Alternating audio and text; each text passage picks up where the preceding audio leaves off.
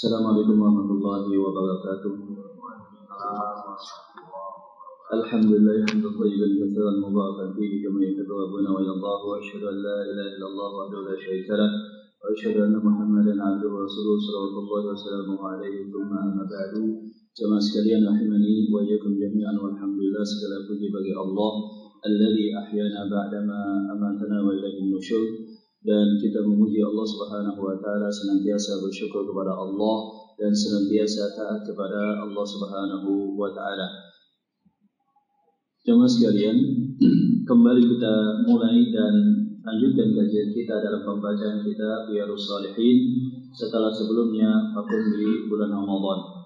Dan sebagaimana menjadi kebiasaan para ulama bahwa mereka menghentikan sementara waktu kajian rutin di bulan Ramadan dan kemudian mereka melanjutkan di awal daripada bulan Syawal, dan mereka mengingatkan tentang pentingnya untuk tetap semangat, tetap konsisten dan senantiasa istiqamah di dalam ketaatan kepada Allah Subhanahu wa taala. Sebab yang namanya manusia tentu saja ada terkadang datang di mana saat imannya lemah, ada datang di mana saat dia lupa kepada Allah Subhanahu wa taala. Maka mengikuti majelis ilmu seperti yang saat ini kita lakukan, saling nasihat menasihati, menyampaikan kebenaran dan senantiasa saling mengingatkan, itu adalah salah satu cara yang efektif supaya iman kita tetap terjaga dengan izin Allah Subhanahu wa taala. Dan kita masih pada referensi kitab Riyadhus Shalihin yang ditulis oleh Al-Imam An-Nawawi, Abu Zakaria Yahya bin Syaraf An-Nawawi rahimahullahu ta'ala, di mana kitab ini sangat luar biasa, bagaikan puzzle yang kita kumpulkan untuk mengarungi kehidupan ini, atau bagaikan anak tangga. Dan anak tangga yang pertama atau bab yang pertama waktu itu yang kita bahas adalah bab tentang ikhlas. Kemudian kita lanjut pada anak tangga yang kedua, yaitu adalah anak tangga tentang taubat kepada Allah Subhanahu wa taala. Dan saat ini kita berada pada anak tangga yang ketiga atau bab yang ketiga yang juga sangat penting, yaitu bab bersabar kepada Allah Subhanahu wa taala. Kita lanjutkan pada hadis yang berikutnya.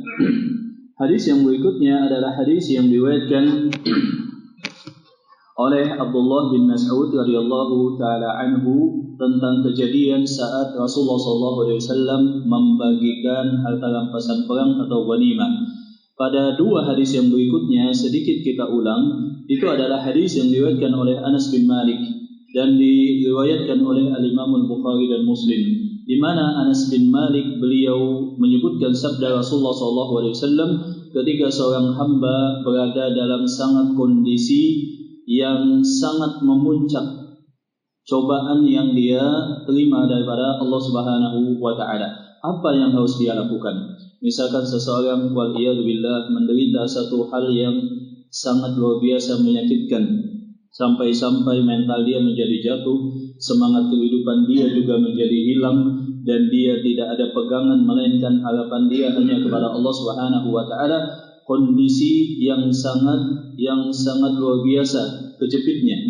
Maka di dalam hadis Anas bin Malik Rasulullah SAW menyampaikan la yatamannayanna ahadukumul mauta, dan ini disampaikan dengan penekanan. Janganlah atau diharamkan sama sekali ahadukum, salah seorang di antara kalian, al mauta, menginginkan kematian.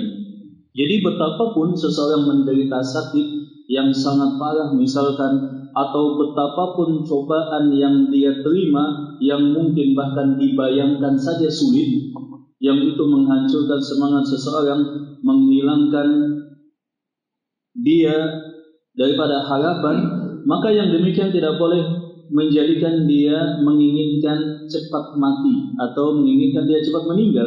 Rasulullah SAW menyatakan la yatamannayanna ahadukumul mauta, diharamkan di atas kalian untuk menginginkan meninggal dalam kondisi cepat. Seseorang ingin cepat meninggal, hal yang diharamkan, hal yang demikian diharamkan di dalam syariat.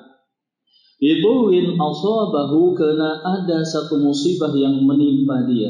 Jadi kalau ada satu musibah, kemudian seseorang hilang semangat, seseorang menjadi pesimis, seseorang seakan-akan tidak punya harapan lagi, yang demikian Satu hal yang diwaspadai, dia tidak boleh berputus asa.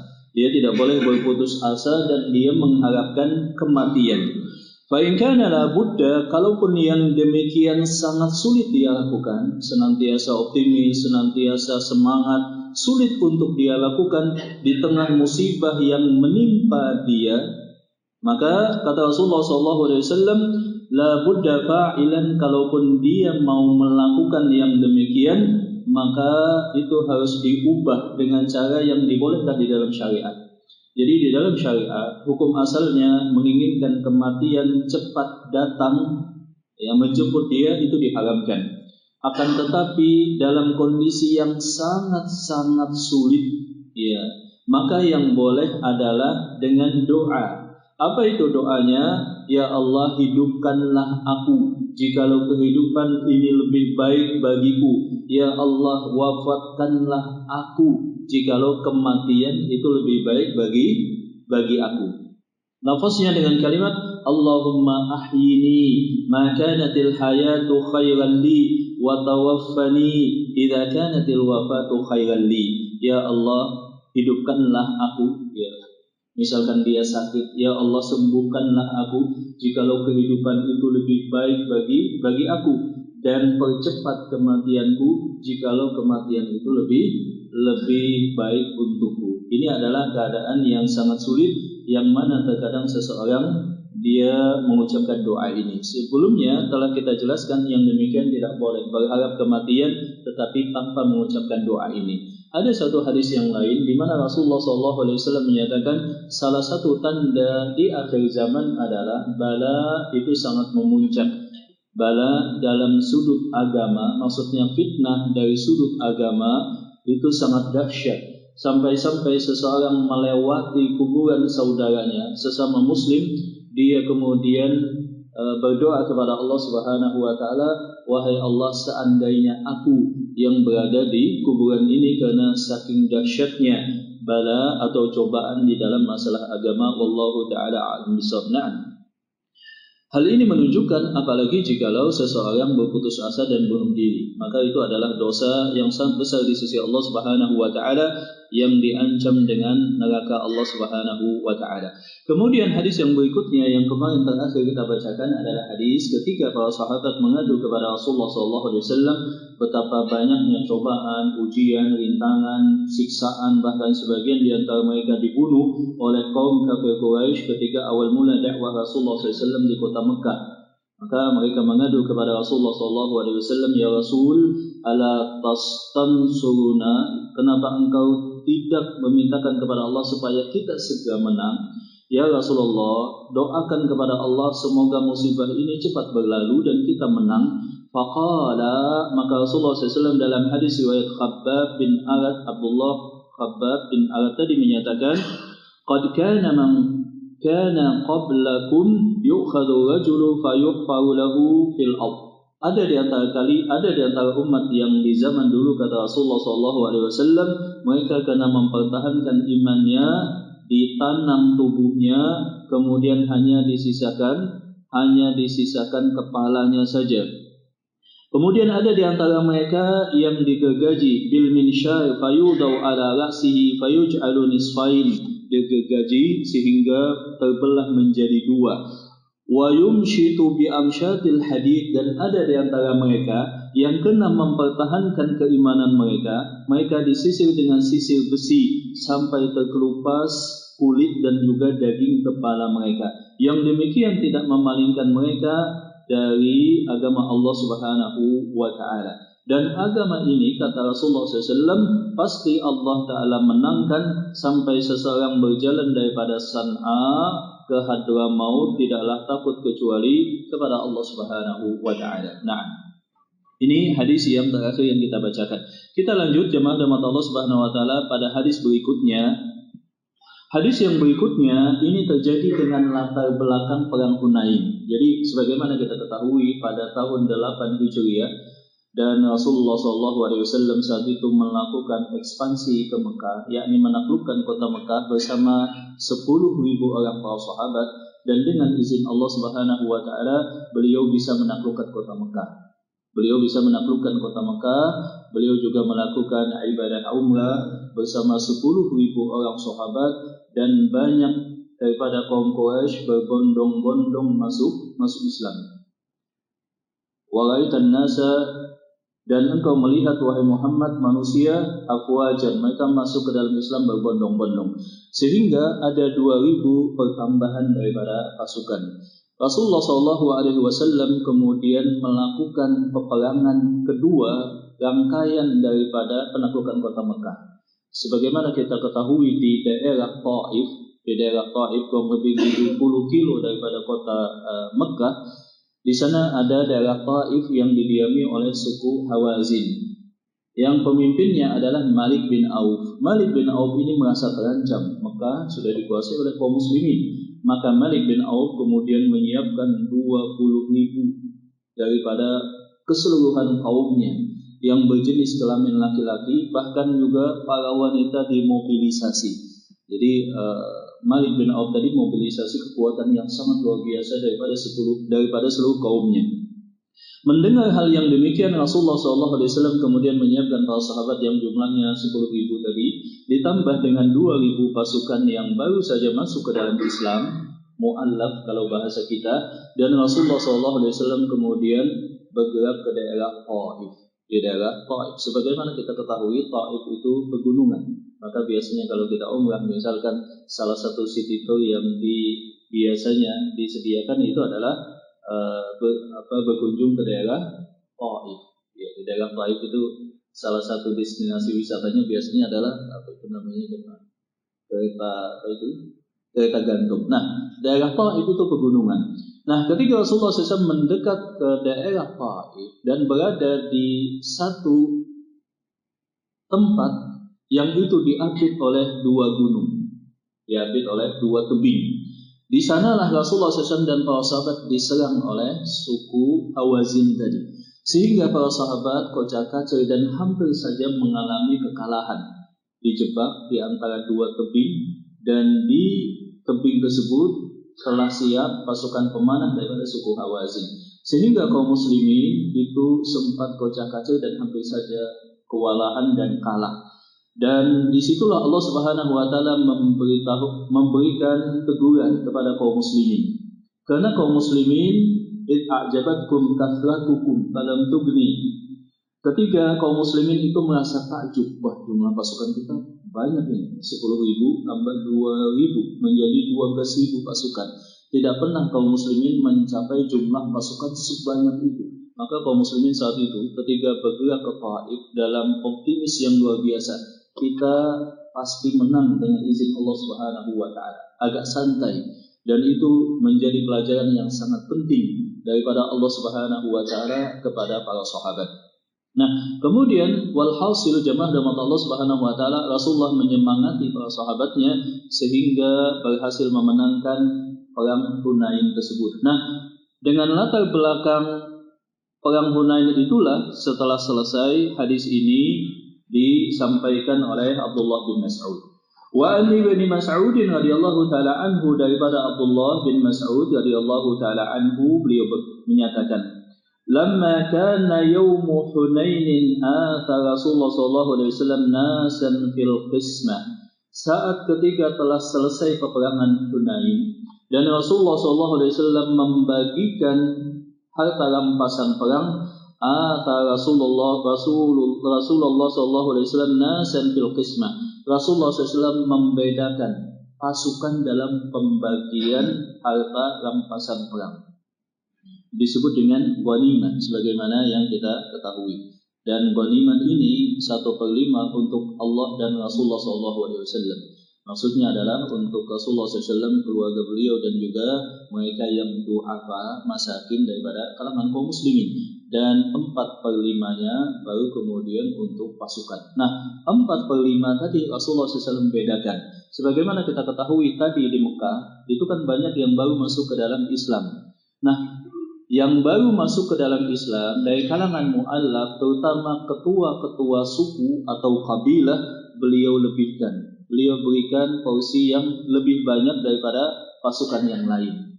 Bahkan di atas para sahabat yang awal mula menemani dakwah Rasulullah SAW. Beliau hanya berikan sedikit saja. Di antaranya adalah fa'atal Aqra' ibn Habis mi'atan minal ibil. Beliau memberikan Aqra' bin Habis, salah seorang ketua suku di Mekah, 100 ekor onta. Ya, 100 ekor onta. Onta katakanlah 50-70 juta. Kita bisa bayangkan ya berapa harganya. Wa a'ta Uyainah bin Hisn mithla dzalik. Beliau juga memberikan Uyainah bin Hisn, salah seorang pemuka daripada suku di Mekah juga 100 ekor onta. Yang lain juga 100 ekor onta. Jadi mereka yang punya posisi dan status yang tinggi di kalangan kaumnya yang baru masuk ke dalam Islam, beliau berikan porsi 100 ekor onta, 100 ekor onta. Luar biasa. Anggota pasukan yang lain ada yang dapat 1, 2, 3, 10 onta. Demikian. Faqala rajulun, maka ada seorang laki-laki, tidak disebutkan namanya siapa. Dia protes terhadap pembagian ini, dan protesnya ini diucapkan di belakang Rasulullah SAW. Rasulullah SAW tidak mengetahuinya, akan tetapi ucapannya didengar oleh periwayat hadis ini, yaitu Abdullah bin Mas'ud. Dia, laki-laki ini menyatakan, wallahi inna hadhihi qismatun ma'udila fiha wa ma urida fiha wajhullahi ta'ala. Sesungguhnya pembagian harta rampasan perang saat ini tidak adil. Dan yang dibagikan oleh Rasulullah tidak sesuai dan tidak ikhlas karena Allah. Jadi seseorang protes terhadap apa yang dilakukan oleh Rasulullah SAW. Maka Abdullah bin Mas'ud kemudian menyatakan, wallah demi Allah, la ukhbiranna Rasulullah SAW. Aku akan beritahukan kepada Rasulullah SAW. Sebab memang lazim bahwa hukum bagi mereka yang menghina Rasulullah SAW itu adalah hukuman mati. Kecuali ketika Rasulullah SAW menyatakan maaf atau memaafkan orang yang menghina beliau dan beliau telah wafat. Beliau telah wafat saat ini, tentu saja tidak bisa lagi ada deklarasi maaf daripada Rasulullah SAW. Maka Abdullah bin Mas'ud tadi memberitahukan kepada Rasulullah SAW.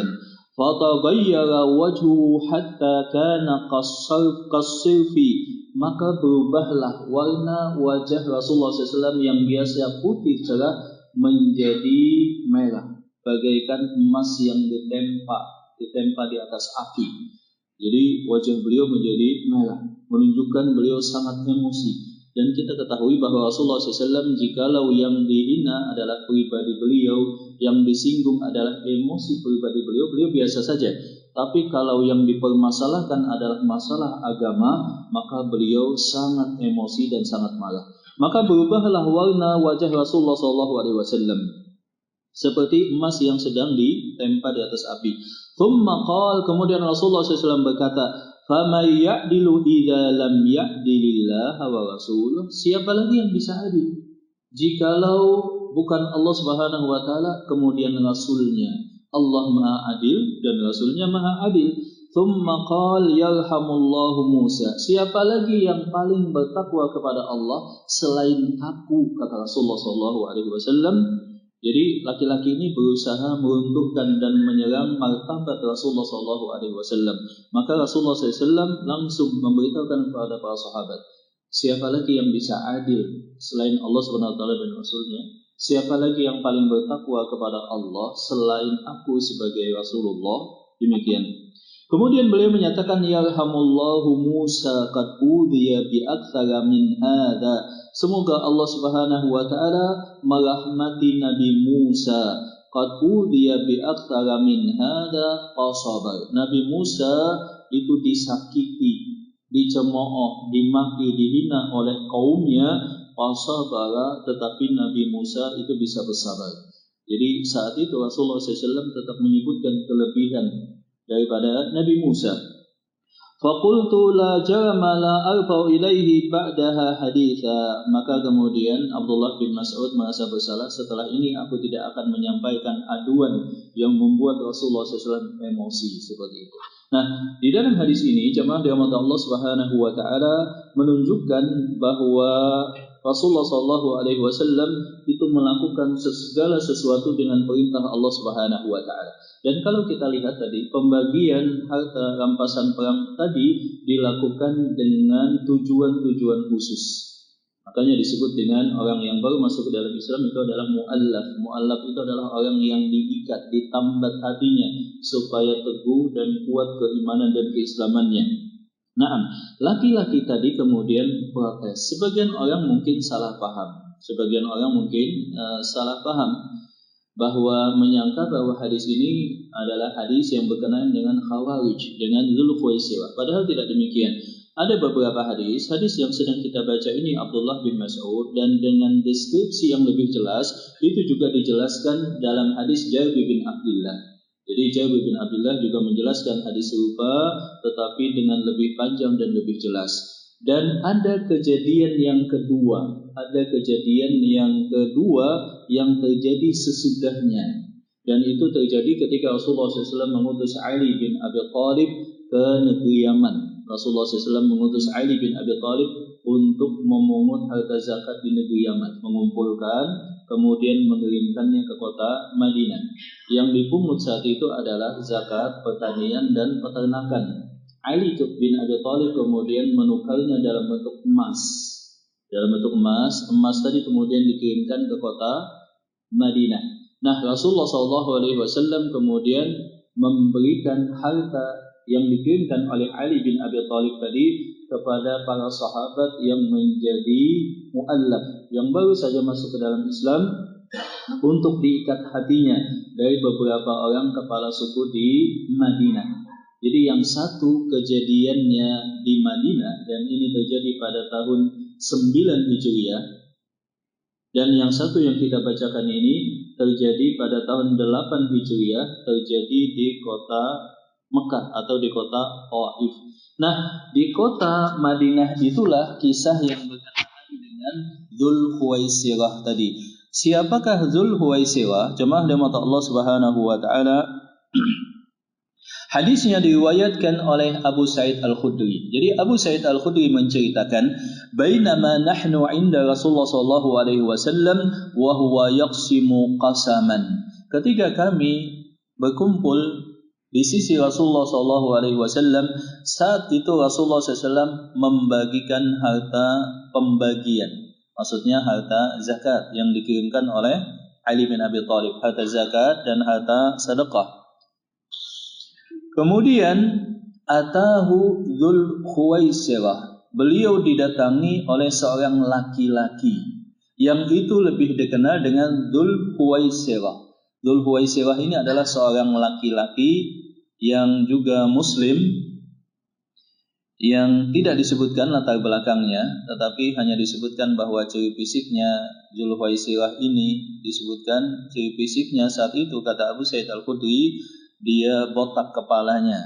Ini hanya ciri saja, tidak menunjukkan bahwa seorang tidak boleh botak, bukan begitu. Ya, kemudian dia adalah orang yang jenggotnya panjang dan dahinya itu menonjol, matanya agak masuk ke dalam, kemudian tulang pipinya juga menonjol.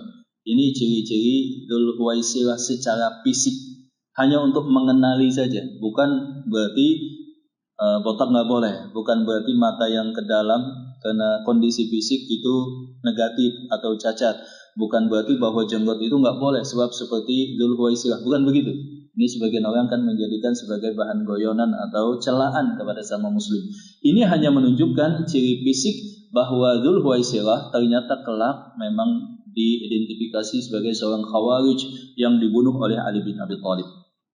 Maka datanglah Dzul Khuwaisirah. Dzul Khuwaisirah ini sebetulnya adalah nama, bukan nama asli, tetapi semacam nama panggilan atau gelar. Dzul Khuwaisirah ini ada dua, yang disebutkan dalam hadis ini disebut dengan At-Tamimi, marganya daripada suku Tamim.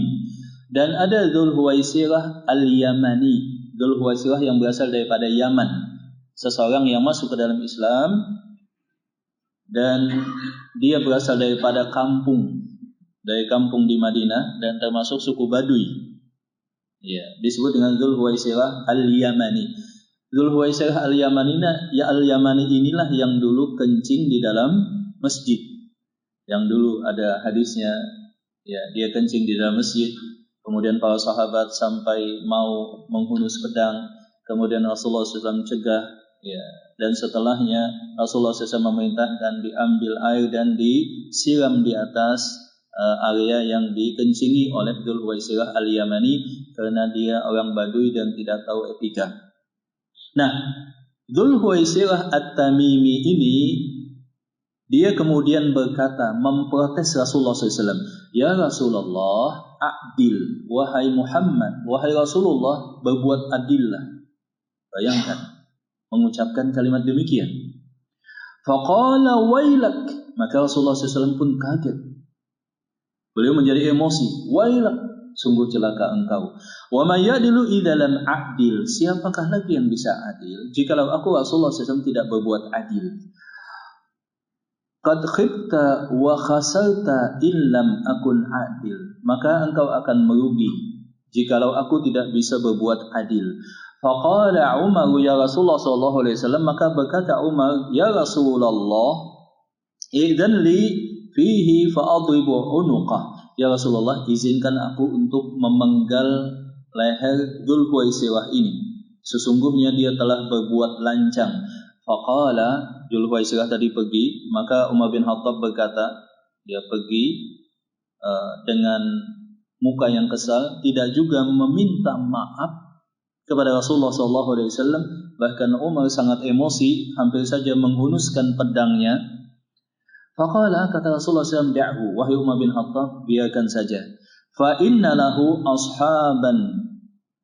Jangan sampai orang menganggap bahwa Rasulullah SAW membunuh sahabatnya. Fa inna lahu ashaban. Laki-laki ini kelak akan mempunyai pengikut. Yahkiru ahadukum salatahu ma'a salatihim.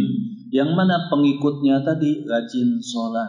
Mereka rajin puasa sampai menganggap puasa dan salatnya kalian wahai para sahabatku itu tidak berada pada level yang sama. Mereka menganggap remeh salat dan puasa orang yang lain, menunjukkan bahwa sahabat-sahabat Dzul Huwaisirah ini kelak yang kemudian menjadi kaum Khawarij itu adalah mereka yang banyak beribadah kepada Allah Subhanahu wa taala. Yaqra'una al-Qur'ana la yujawizu hanajirahum. Mereka rajin membaca Al-Qur'an, pengikutnya Dzul Huwaisirah ini. Akan tetapi mereka tidak paham apa yang mereka baca, dan mereka tidak ikhlas pada apa yang mereka baca, dan bacaan mereka tidak melewati tenggorokan mereka, kata Rasulullah SAW. Yamrukuna minad din, mereka keluar daripada Islam, maksudnya mereka telah batal keislamannya. Kama yamrukus sahmu minal ramiyah, seperti lepasnya anak panah pada target hewan buruan. Jadi anak panah ketika sangat kuat itu menimpa terkena hewan buruan semacam rusa atau yang semacamnya, kalau saking kuatnya terkadang nembus badannya, bahkan ada yang sampai lewat lagi sampai nggak ada bekasnya. Dan seperti itulah keislaman kelak para pengikut Dzul Huwaisirah ini, kata Rasulullah SAW. Kemudian Abu Sa'id Al-Khudri melihat ciri-ciri fisik laki-laki tadi. Oh, Rasulullah SAW telah menyebutkan bahwa laki-laki ini akan mempunyai pengikut. Pengikutnya rajin puasa, rajin sholat, rajin membaca Al-Quran. Akan tetapi Rasulullah menyatakan mereka akan keluar daripada Islam. Kemudian Abu Sa'id Al-Khudri melihat ciri-cirinya. Laki-laki tadi botak, kemudian jenggotnya panjang, matanya cekung ke dalam, dan dahinya itu menonjol ke depan, demikian juga tulang daripada pipinya. Diingat oleh Abu Sa'id Al-Khudri. Maka ketika Rasulullah SAW wafat, kemudian khalifahan dipegang oleh Abu Bakar, kemudian Umar, kemudian Utsman. Nah, di zaman Ali bin Abi Thalib itu muncul kaum Khawarij. Jadi Dzul Huwaisirah tadi hidup sampai pada zaman Ali bin Abi Thalib. Saat itu muncul satu golongan sesat yang disebut dengan golongan Al-Khawarij, di mana saat itu terjadi perdamaian antara Ali bin Abi Thalib dengan Muawiyah. Kemudian satu kaum mereka keluar daripada yang demikian dan itu dipimpin oleh Dzul Huwaisirah dan diperangi oleh Ali bin Abi Thalib. Di antara pasukan Khawarij yang wafat tadi terdapat Dzul Huwaisirah. Maka Abu Sa'id Al-Khudri kemudian ingat sabda Rasulullah SAW yang menyebutkan ciri fisik daripada Dzul Huwaisirah. Khawarij adalah mereka kaum yang mereka serampangan, di mana ada tiga ciri mereka. Yang pertama adalah mereka serampangan mengkafirkan pemerintah muslim yang zalim. Jadi karena satu kezaliman atau beberapa kezaliman yang tidak mengeluarkan daripada Islam menurut ulama Ahlussunnah wal Jamaah, hanya kezaliman mereka langsung kafirkan. Seperti itu. Adapun yang kedua, mereka mudah mengkafirkan sesama muslim. Mengkafirkannya dengan dua sudut. Yang pertama adalah bahkan mereka mengkafirkan dengan dosa. Jadi menurut mereka dosa besar itu mengkafirkan, mengeluarkan daripada Islam. Bahwa al-kabair, dosa besar itu membatalkan keislaman. Maka jikalau menurut mereka perampok, penzina, kemudian penjudi itu nggak usah dikuburkan, lempar saja ke laut misalkan, mereka telah kafir. Dan orang Khawarij ini sangat takut terhadap dosa. Bahkan di antara mereka bertanya kepada yang lainnya tentang hukum membunuh lalat, apakah boleh atau tidak, padahal mereka membunuh dengan enteng dan menumpahkan darah kaum muslimin. Adapun yang ketiga, mereka menghalalkan darah kaum muslimin. Mereka menghalalkan darah kaum muslimin. Dan ini kita temukan identifikasinya pada sebagian ideologi yang dianut oleh sebagian kaum muslimin.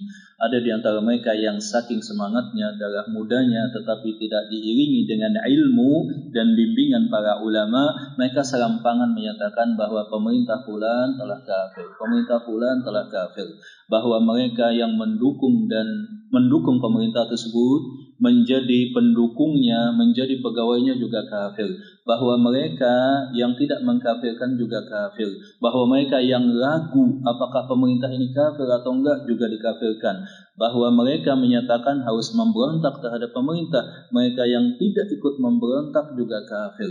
Jadi demikian, menjadi mata rantai konsekuensi yang mereka generalisasi. Dan ini adalah kaum Khawarij. Di zaman dulu munculnya, dan zaman sekarang kata para ulama juga tetap ada di sepanjang zaman kaum yang disebut dengan Neo-Khawarij. Neo-Khawarij. Nah, Abu Sa'id Al-Khudri kemudian menyatakan, "Fa asyhadu anni sami'tu hadzal hadis min Rasulullah sallallahu alaihi wasallam wa asyhadu anna Ali bin Abi Thalib qatalahum." Aku menyaksikan Dzul Huwaisirah dan pengikutnya itu diperangi oleh Ali bin Abi Thalib. Sebab Rasulullah SAW di ujung hadis tadi menyatakan, "Lau anni wajadtu," seandainya aku bertemu kelak dengan Dzul Huwaisirah dan para pengikutnya, aku akan memerangi mereka seperti kaum Samud. Aku akan memerangi dan memusnahkan mereka seperti kaum Samud. Faltamisa fa'utiya bi hatta nadartu ilaihi ala na'ti Rasulullah SAW. Maka didapatkan ternyata ciri Dzul Huwaisirah seperti yang dulu disebutkan oleh Rasulullah SAW. Jadi ini menunjukkan bahwa Rasulullah SAW itu adalah manusia yang paling adil, dan bahwa protes terhadap keadilan Rasulullah SAW bagaikan protes tentang kenabian dan kerasulan Rasulullah SAW. Nah, yang menjadi garis bawah daripada hadis ini dan berhubungan dengan tema yang kita bahas pada bab sabar tadi adalah Rasulullah SAW menyatakan, "Rahimallahu Musa." Semoga Allah Ta'ala merahmati Nabi Musa. Faqad udhiya aktsara min hadza. Nabi Musa jauh lebih banyak disakiti oleh kaumnya daripada pengikutku. Kita bisa bayangkan bagaimana sejarah Nabi Musa, dan itu diulang berkali-kali di dalam Al-Quran. Maka kisah Nabi yang paling sering diulang itu adalah kisah Nabi Musa. Sebentar kalau kita baca Al-Quran secara keseluruhan, pasti ketemu kisah Nabi Musa. Nanti lanjut lagi, gak berapa lama lagi ketemu lagi kisah Nabi Musa. Nanti ketemu lagi. Ya, sampai sering diulas dan diulang oleh Allah Subhanahu wa taala. Faqad udhiya Musa. Nabi Musa adalah nabi yang paling banyak disakiti psikologisnya oleh kaumnya. Bayangkan Nabi Musa ketika telah menyelamatkan Bani Israel daripada perbudakan dan siksaan Fir'aun, kemudian akan memasuki Palestina, Kaumnya menyatakan inna fiha qauman jabbarin wa inna lan nadkhulaha hatta yakhruju minha. Wahai Musa, di dalamnya itu sudah dikuasai oleh kaum yang lain dan mereka adalah kaum yang kuat. Baru diselamatkan. Idhab anta wa rabbuka faqatila. Pergilah engkau ke kota Palestina. Bersihkan dulu kaum tadi. Nah, kalau sudah aman, kasih tahu kami. Kami akan memasuki kota Palestina tadi. Bayangkan, Nabi sudah capek-capek menyelamatkan, bahkan menyeberangi Laut Merah dari Mesir ke seberang. Dalam satu mukjizat yang bisa dilihat oleh kasat mata, melihat mereka bahwa Musa ini Rasulullah. Kemudian ketika dibawa ke ke daerah yang saat ini disebut dengan Palestina untuk memasukinya, Bani Israel bahkan menyatakan, wahai Musa, pergilah engkau bersama Tuhan engkau, bersihkan daripada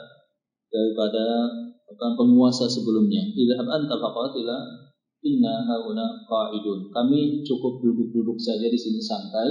Kalau engkau sudah menang, kasih tahu kami. Ya. Maka Allah Subhanahu wa taala mengingatkan kaum muslimin, ya ayyuhalladzina amanu la takunu kalladzina adaw Musa fabarrahullahu mimma qalu. Wahai kaum muslimin, janganlah kalian seperti kaum Nabi Musa yang sering menyakiti hati Nabi Musa. Adaw Musa fabarrahullah. Jadi tidak boleh seperti Nabi Musa. Di antara perkataan kaumnya yang sangat menyakiti, misalkan ketika Nabi Musa menerima wahyu dulu, ya, sudah diselamatkan Bani Israel. Kemudian Nabi Musa berkata kepada kaumnya, tunggulah di sini, ya, aku akan bertemu dengan Allah Subhanahu wa taala untuk menerima wahyu. Maka kaumnya itu mengikuti seseorang sesat yang bernama Samiri, yang dia membuat patung daripada sapi. Kemudian kaumnya itu beribadah kepada sapi tadi. Nabi Harun bahkan diancam, datang Nabi Musa sangat murka. Jadi seringlah kaum daripada Bani Israel tadi perang-perangan, menyakiti, menyinggung, menghina Nabi Musa. Maka Rasulullah SAW ingat Nabi Musa. Beliau ketika dikatakan oleh tadi seorang laki-laki, wahai Muhammad, adillah, sesungguhnya engkau tidak berbuat adil. Beliau ingat Nabi Musa. Oh, Nabi Musa dulu jauh lebih sering mengalami hinaan dan hal yang tidak etis daripada kaumnya. Wallahu ta'ala a'lam bishawab. Nah, hadis yang berikutnya jemaah rahmat Allah Subhanahu wa taala adalah hadis yang diriwayatkan oleh Anas radhiyallahu taala anhu. Hadis yang serupa ini sama kurang lebih dengan hadis yang diriwayatkan oleh Abu Sa'id Al-Khudri. Hadis Abu Sa'id Al-Khudri yang sebelum hadis Abu Hurairah maksudnya yang diriwayatkan oleh Bukhari yang dulu telah kita bahas, may yuridillahu bi khairan yusib minhu. Barang siapa yang Allah Ta'ala inginkan kebaikan, maka Allah Ta'ala akan menimpakan ujian kepada dia. Nah, hadis Anas bin Malik ini mirip seperti hadis Abu Hurairah sebelumnya, di mana Rasulullah SAW menyatakan, idza aradallahu bi 'abdi khairan ajjala lahul 'uqubata fid dunya. Allah ketika ingin kebaikan bagi seorang hamba di dalam masalah agamanya, maka Allah Ta'ala akan percepat hukuman atas dosanya ketika di dunia.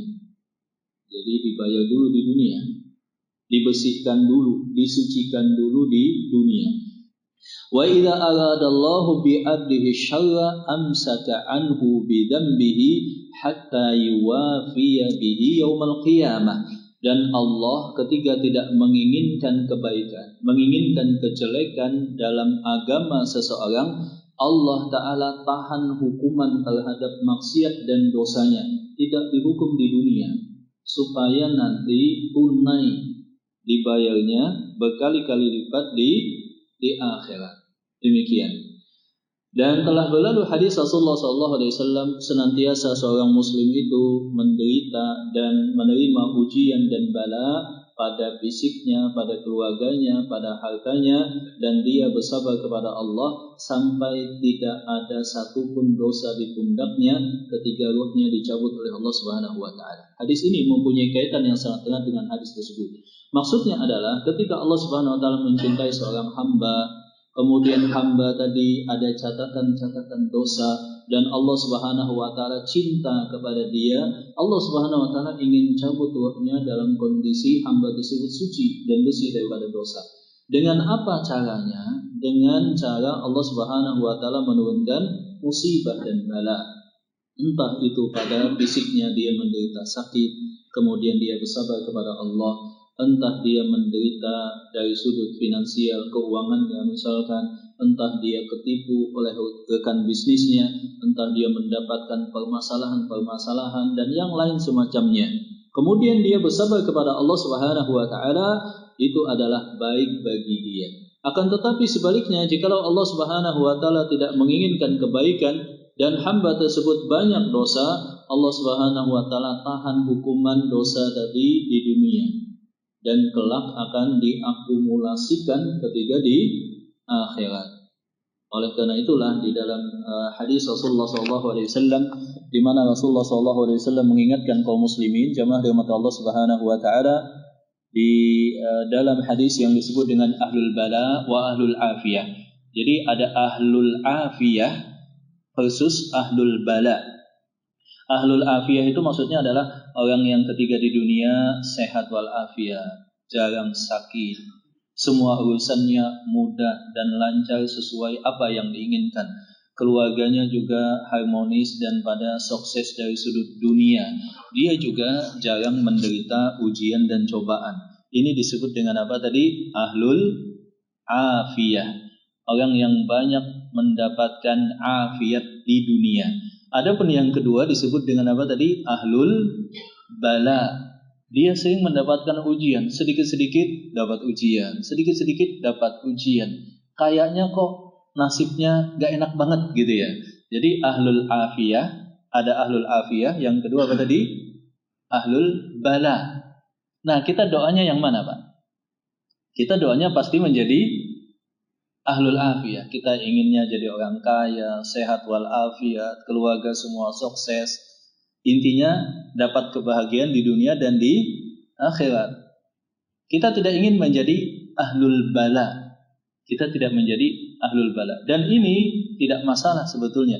Bahkan direkomendasikan oleh Rasulullah SAW. Beliau mengajarkan satu doa, Allahumma inni as'aluka al-afiyah. Ya Allah, aku mengharapkan afiyah. Pada apa? Fi dini wa dunyaya wa ahli wa mali. Ya Allah, berikanlah afiat pada badanku, pada hartaku, pada agamaku, pada keluargaku. Semuanya diberikan afiat. Menunjukkan bahwa keinginan tersebut boleh bahkan bagus. Dan kita berdoa kepada Allah supaya menjadi ahlul afiyah. Tetapi terkadang kehidupan tidak sama dengan apa yang kita harapkan. Allah Subhanahu wa taala mengetahui apa yang lebih baik bagi kita. Mungkin saja seorang muslim dia bukan jadi ahlul afiyah, tapi menjadi apa tadi? Ahlul bala, menjadi ahlul bala.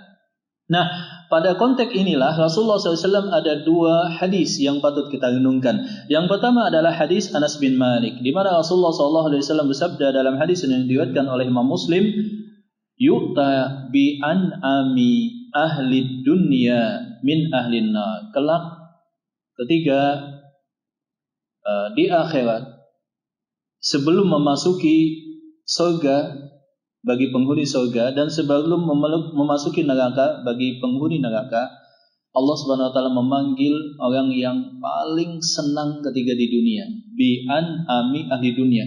Allah taala panggil di hadapan semua manusia orang yang paling happy lah ketika di dunia. Paling kaya, paling sehat, paling kuat, paling berpengaruh. Ya pokoknya paling-paling lah ketika di dunia. Fayusbagu finnari sabgah. Kemudian dia dimasukkan 1 detik atau beberapa detik ke dalam neraka. Dikeluarkan lagi. Setelah itu, kemudian di hadapan manusia ditanyakan Ditanyakan, ya ibna Adam, hal ra'aita khairan qattu, wahai anak Adam yang tadi dimasukkan ke dalam neraka, apakah masih terbayang bagi engkau kebahagiaan sekilas saja ketika di dunia? Hal marra bika na'imun qattu, apakah engkau pernah terkenang dan masih bisa mengingat kesenangan ketika di dunia sedikit saja? Fayaqul, maka laki-laki tadi menyatakan, la wallah, demi Allah tidak. Semuanya itu sudah pupus, gak bisa diingat lagi. Hidup 60-70 tahun paling enak sudah. Itu semuanya hilang. Walaupun masuk neraka hanya beberapa detik. Wa yu'ta bi asyaddin nasi bu'san yaumal qiyamah. Kemudian yang kedua, tahapan kedua, dipanggil orang yang paling ahlul bala tadi. Paling miskin, paling parah penyakitnya, paling rendah statusnya, pokoknya paling sakit lah. Ya, didatangkan di hadapan manusia, kemudian dimasukkan fayus bagu fil jannati sibghatan. Dia dicelup atau dimasukkan sebentar ke surga. Setelah itu dikeluarkan lagi. Kemudian ditanya, wahai fulan, wahai anak Adam, hal marra bika syiddatan qattu? Hal marra bika syiddatun qattu? Apakah engkau masih bisa mengingat dulu enggak enaknya ketika hidup di dunia? Kata laki-laki tadi, enggak. Sudah, semuanya sudah hilang, wahai Allah Subhanahu wa ta'ala. Dan hadis yang kedua adalah hadis yang diriwayatkan oleh Jabir bin Abdullah, di mana Rasulullah SAW menyatakan, yawaddu ahlul afiyati yaumal qiyamati hina yu'ta ahla al-bala'i thawaba. Ketika di dunia kita meminta kebaikan di dunia dan di akhirat, kita ingin jadi orang kaya, sehat walafiat, semua keluarga kita juga sukses. Nah, akan tetapi keadaan yang berbalik, ternyata fakta dan realitanya sebagaimana diriwayatkan oleh Jabir bin Abdullah. Apa itu fakta dan realitanya? Kata Rasulullah SAW, yawaddu ahlu al-afiyati yaumal qiyamah hina yu'ta ahlul bala as-sawab. Keadaan akan menjadi berbalik. Ketika di akhirat ahlul afiyah bercita-cita seandainya dia bisa balik lagi ke dunia, dia bukan termasuk ahlul afiyah. Dia pengennya masuk ke ahlul bala. Jadi ketika ahlul bala diberikan pahala yang luar biasa atas kesabaran bala dia di dunia, ahlul afiyah kaget. Pahala ujian, cobaan, sakit, kemiskinan, diremehkan, dihina, diuji, itu ternyata sangat luar biasa. Melihat itu, ahlul afiyah bercita-cita seandainya dia di dunia dulu masuk kemana, Pak? Ke ahlul bala. Mereka bercita-cita, lau anna juludahum kanat quridat fid dunya bil maqarid. Mereka bercita-cita, duhai wahai Allah, dulu di dunia aku tidak menjadi ahlul afiyah, enaknya menjadi ahlul bala. Maka walaupun ahlul bala harus dipotong kulit dan dagingnya satu persatu sampai wafat. Jadi ini luar biasa. Memang sih kita inginnya saat ini, dan ini juga dibolehkan, bahkan direkomendasikan meminta afiyah, kemudahan. Ya, kita tidak tahu apakah kita bersabar atas ujian atau tidak. Tapi memang ternyata pahala atas ujian, atas musibah itu luar biasa. Keadaan menjadi berbalik ketika kelak di akhirat, ketika saat pembagian pahala.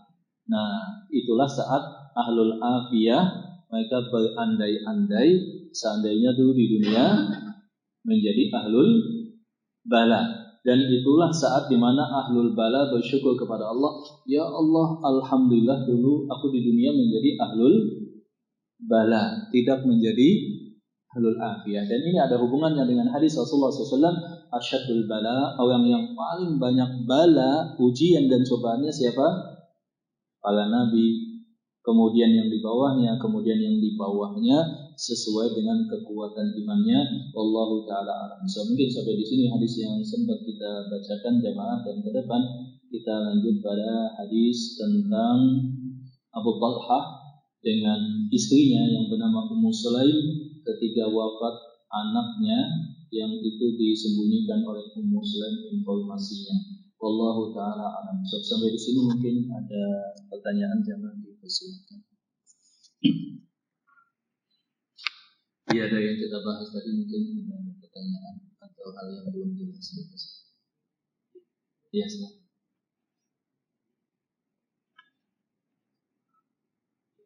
Iya, Pak.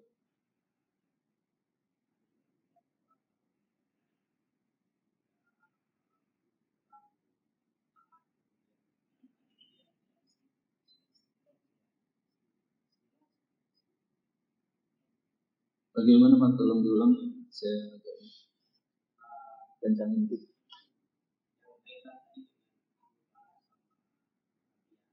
Ya.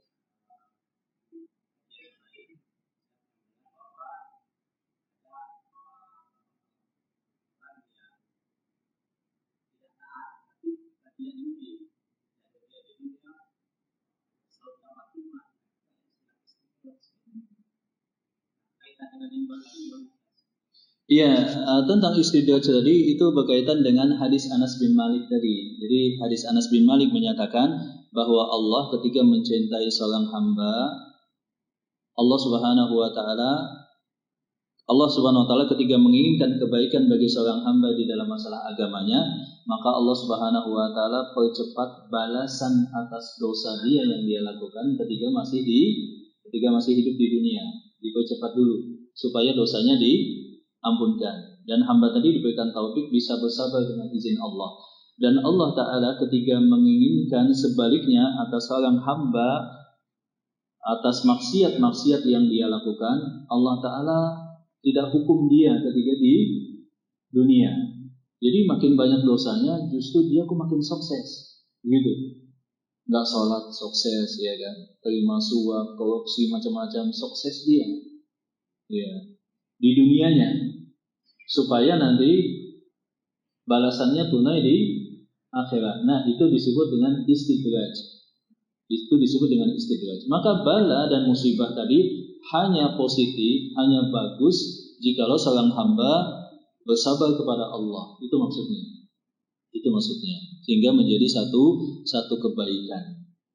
Jadi ahlul bala itu hanya positif kalau dia beriman, taat dan bersabar kepada Allah, tidak mengeluh, tidak putus asa, seperti itu. Demikian. Maka itu pahalanya luar biasa. Maka Imam Ibnu Taimiyah menyatakan ada derajat-derajat tinggi di surga yang tidak bisa dicapai dengan banyaknya ibadah. Tidak bisa dicapai dengan banyaknya puasa sunnah, sholat sunnah, dan ibadah-ibadah yang lainnya, tetapi hanya bisa dicapai dengan bersabar di atas musibah, di atas bala. Dan bala itu kan memang sakit, Pak, ya. Hati kita itu, Masya Allah, merasakan sakit, ya, seperti itu. Ya, tapi ada yang lain mungkin silahkan. Jadi hikmahnya adalah kita menyiapkan hati kita.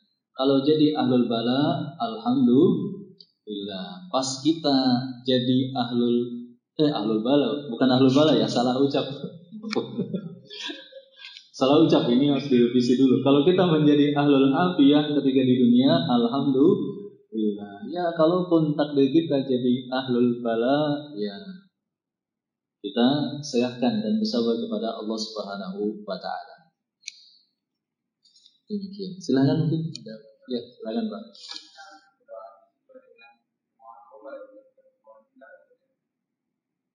Rasulullah pernah menegur seorang sahabat, "Ya Allah, jikalau cobaan baik untukku, ujilah aku." Ya. Dan para sahabat menemukan sahabat tadi sangat miskin, kemudian seperti sisa tulang saja di badannya. Maka Rasulullah menyatakan, kalian tidak akan kuat. Jangan minta diuji, kalian tidak akan kuat. Jadi jangan sampai kita saking semangatnya gitu ya, jos gitu kan. Kemudian kita berdoa misalkan, ini hanya sebagai contoh, ya Allah, ya, aku ingin menjadi ahlul bala, ujilah aku, ya, dengan berbagai macam ujian yang bisa meningkatkan derajat di surga. Kayaknya kita nggak tahan, Pak. Nah, disinilah kita melihat betapa tingginya derajat mereka yang diuji oleh Allah. semacam penduduk Palestina seperti itu. Mereka yang mengalami konflik, mereka yang menderita dengan musibah alam yang luar biasa dan yang lain semacamnya. Itu mereka luar biasa. Nah, mereka yang tidak mengalami cobaan yang diderita oleh ahlul bala nanti ketika hari kiamat ingin tukar posisi. Jadi seandainya aku mengalami apa yang dialami oleh penduduk Palestina, misalkan seperti itu. Tapi ya ketika di dunia kita memang jangan minta diuji, Pak. Jangan minta diuji. Jadi bukankah kita berdoa harus seperti apa yang diinginkan oleh Allah? Iya, tapi jangan minta diuji. Takutnya dan besar kemungkinannya kita tidak akan kuat. Jadi kita tetap minta afiat. Kenapa kita minta afiat? Rasulullah memerintahkan kita supaya meminta afiat, salamah, hasanah, kebahagiaan dan yang semacamnya. Itu kita minta. Kalaupun ternyata ada bala, ya kita bersabar kepada Allah SWT sebagaimana yang kita sebutkan tahapannya. Barakallahu fikum, semoga bermanfaat, juga bisa menjadi renungan dan bekal kita dalam mengarungi kehidupan ini. Dan satu hal yang memang sangat mengkhawatirkan saat ini adalah lemahnya mental sebagian manusia. Banyak manusia yang mentalnya lemah. Sedikit diuji langsung down, sedikit diuji langsung putus asa, sedikit diuji langsung bunuh diri misalkan. Ini adalah ciri dan karakteristik mental mereka yang tidak beriman kepada Allah. Adapun seorang muslim, dia senantiasa optimis, semangat, dan dia serahkan urusannya dan bertawakal kepada Allah Subhanahu wa taala. Barakallahu fikum, subhanakallahumma wa bihamdika, asyhadu an la ilaha illa anta, astaghfiruka wa atubu ilaik, wa aqulu da'wana alhamdulillahi rabbil alamin. Assalamualaikum warahmatullahi wabarakatuh.